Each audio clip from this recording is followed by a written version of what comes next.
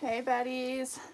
I'm going to show you an exercise that I call the PeeWee Hermans, and it is a great position and kind of muscle activation activity.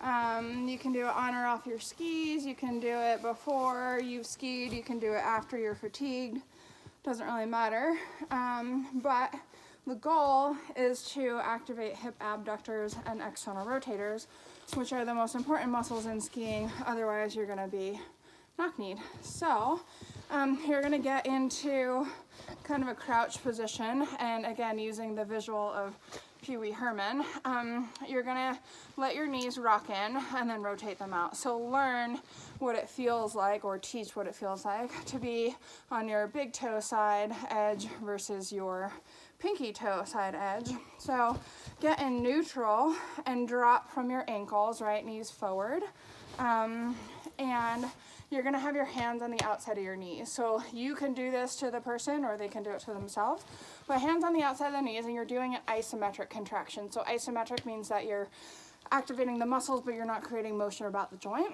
So I'm pushing my knees in with my hands. I'm not letting my knees go in, and I'm trying to feel muscles here doing that motion. So the longer you hold in that position, the more you can kind of try to figure out that brain-butt connection, right? That neural activation to the muscles, kind of on the sides, maybe in the backs of your hip.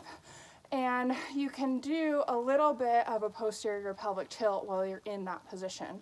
So I think a lot of people, when they come down, they have a tendency to arch their back. So if you can get your abductors and external rotators on at the same time that you're kind of tucked under, you have a better chance of kind of being in that tucked under position on a flat ski.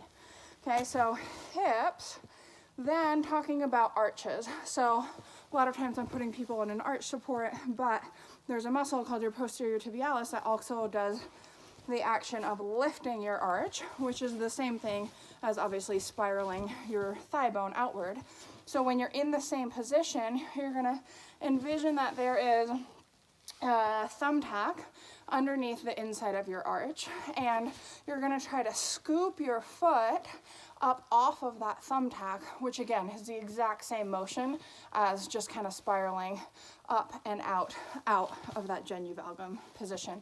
So same thing, just a hold, trying to find the arch without scrunching your toes. Okay, it's not the motion that flexes your toes, it simply supinates your foot, and glutes, hip abductors, and then that posterior pelvic tilt. That's all there is to it.